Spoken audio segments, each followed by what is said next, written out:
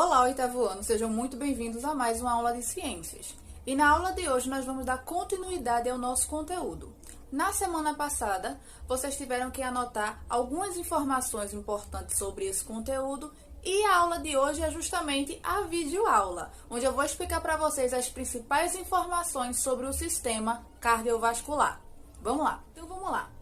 O que é o sistema cardiovascular? Ele também é conhecido como sistema circulatório. É uma rede enorme de tubos por onde o sangue, impulsionado pelo coração, ele vai alcançar todas as partes do seu organismo.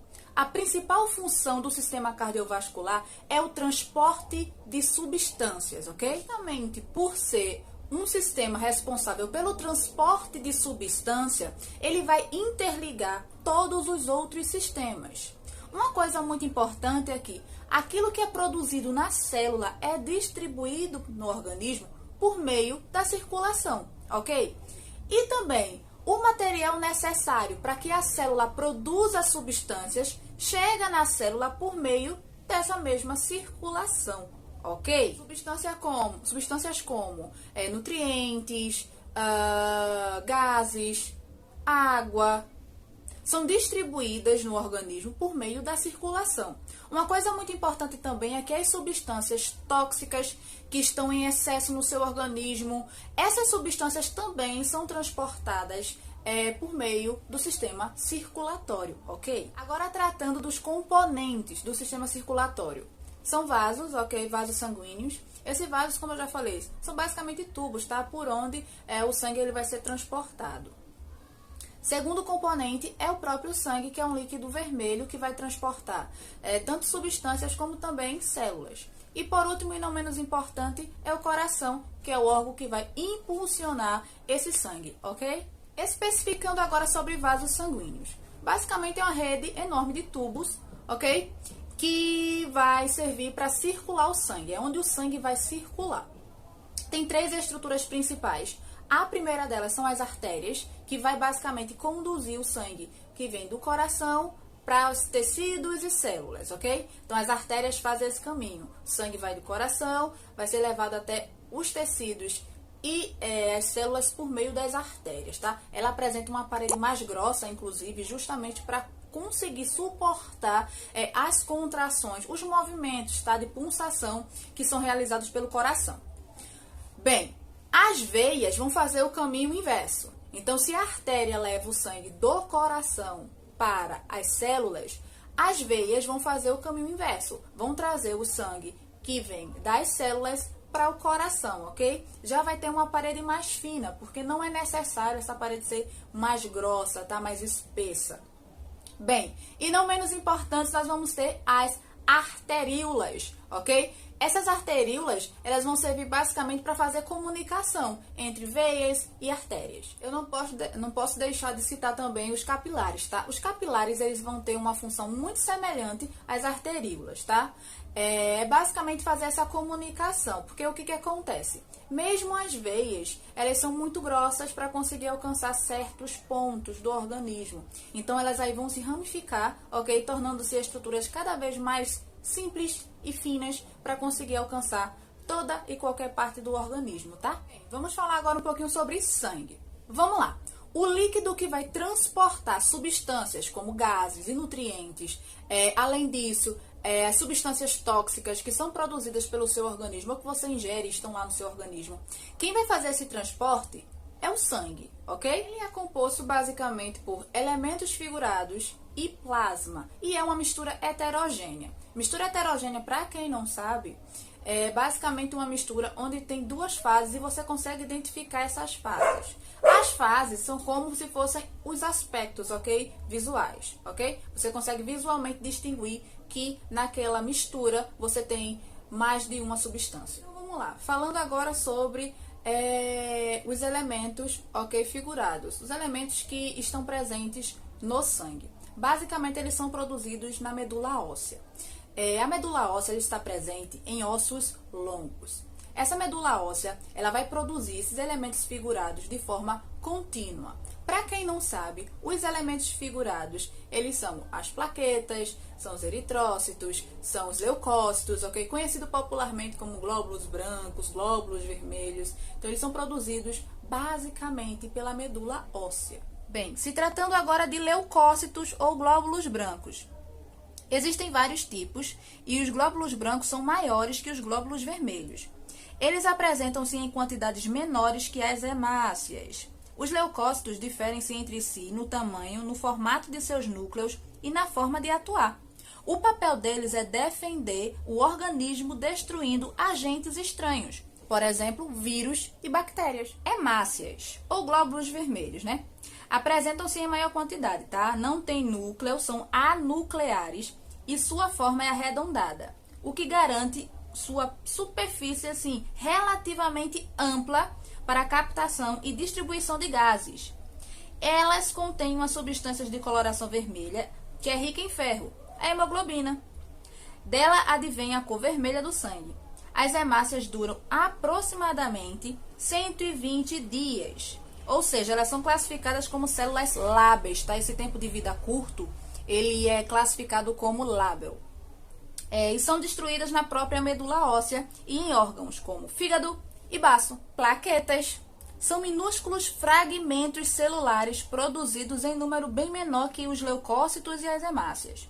Elas protegem o organismo contra a perda excessiva de sangue, auxiliando no processo de coagulação sanguínea. Falando agora do plasma. O plasma é a parte líquida do sangue.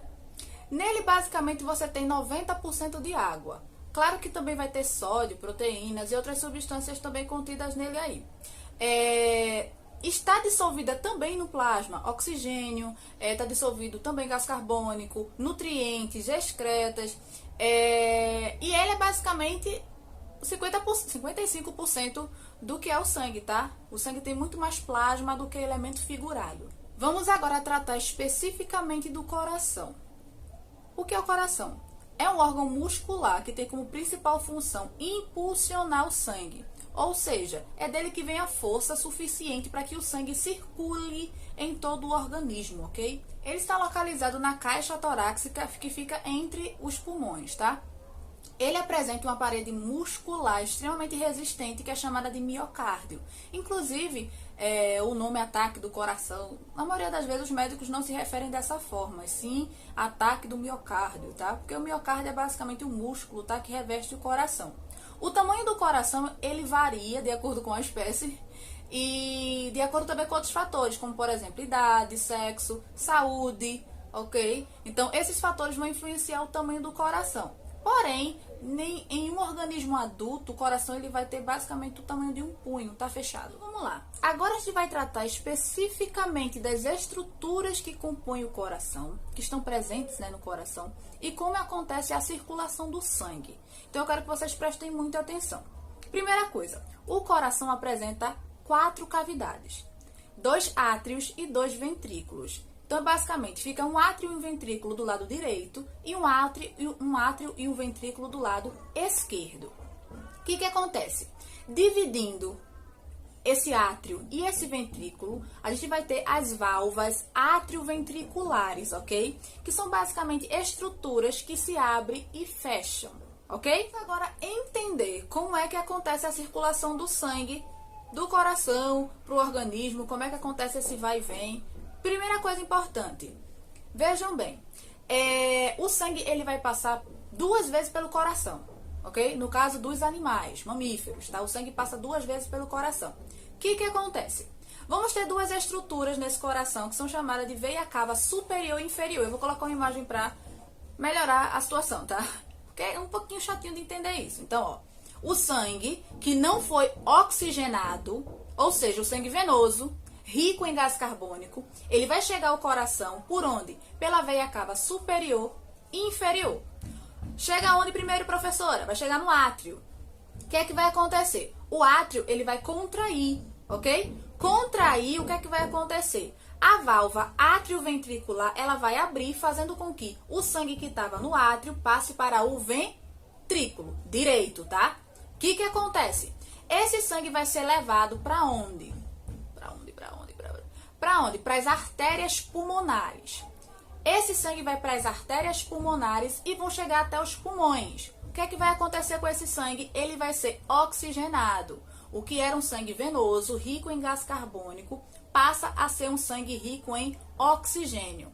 Aconteceu isso, ele vai voltar novamente para o coração. Professora, volta pelo mesmo caminho? Não, volta por outro caminho. Por onde? Pelas veias pulmonares, direitas e esquerda, ok? Tem direita e esquerda. O que acontece? O sangue que foi oxigenado lá vai voltar para o coração, sai do pulmão, volta para o coração, por onde? Pelas veias pulmonares. Chegou o coração pelo lado esquerdo, o que é que vai acontecer? Ele vai chegar no átrio esquerdo. O que acontece? O coração que contrai novamente, ok? A válvula átrio-ventricular esquerda abre, o sangue que estava no átrio passa para o ventrículo e daí por diante o que é que vai acontecer? Esse sangue vai chegar até a artéria aorta e a partir daí vai ser distribuído no organismo, ok? Muito importante. Eu falei sobre sangue venoso, sangue arterial. Vejam bem, o sangue venoso é o sangue que é rico em gás carbônico. Quando você inspira, basicamente, você está inalando oxigênio, ok, mas esse oxigênio ele não vai entrar diretamente na célula não, tá? Tem que acontecer uns processos. Então, olha só, existe o sangue que é venoso, que ele é rico em gás carbônico, e tem o sangue que ele é chamado de sangue arterial, que é o sangue que é rico em oxigênio. E no nosso caso, no caso dos mamíferos, esse sangue não se mistura. Por quê? Porque no nosso coração, no coração dos mamíferos, vai haver um septo. Esse septo, ele vai separar o átrio e o ventrículo direito do átrio e o ventrículo esquerdo. Com isso, o sangue venoso e o arterial, ele não se mistura. Porque, vejam bem, quando o sangue chega ao coração, ele está rico em gás carbônico. Ele é sangue venoso. Daí ele é enviado para os pulmões, oxigenado lá, então ele passa a ser arterial. Daí ele volta, ok, para o lado esquerdo, onde ele já vai ser sangue arterial. Então não vai haver mistura do sangue venoso com arterial, no caso dos mamíferos, porque existe um septo separando átrio e ventrículo direito do átrio e ventrículo esquerdo. Eu citei para vocês também que o coração contrai, relaxa. Vejam bem, quando a musculatura do coração ela contrai, esse movimento é chamado de sístole. Quando ela relaxa, é chamado de diástole, ok? Então, ó, quando acontece a contração da musculatura do coração, é chamado de sístole. Quando há o relaxamento dessa musculatura, é chamado de diástole. Esse movimento de sístole e diástole, ele faz com que as válvulas, elas se abram, se fechem, ok? E isso vai ter um ciclo, tá? Cardíaco, e vai acontecer de maneira alternada, ok? O que acontece? Quando você está numa situação normal, digamos assim, você tem um número normal, ok? De batidas por minuto. O coração de um homem adulto, ele bate normalmente, tá? Existem exceções, cerca de 70 vezes por minuto. Então, isso é o normal. O que acontece? Quando você está numa situação de perigo ou numa situação onde você tem que correr, por exemplo, fazer algum tipo de atividade física, você precisa de uma oxigenação maior, ou seja, de mais sangue rico em oxigênio. Para que isso ocorra, o que acontece? O coração ele contrai e relaxa de forma mais rápida. Então, esse ciclo cardíaco, ele tende a aumentar, ok? Essas contrações. Então, o coração começa a acelerar. Essa foi a aula. Qualquer dúvida, a gente vai tirar, vai sanar aí essas dúvidas lá no grupo do WhatsApp. Foi um prazer estar com vocês em mais uma aula. Até a próxima semana. Tchau!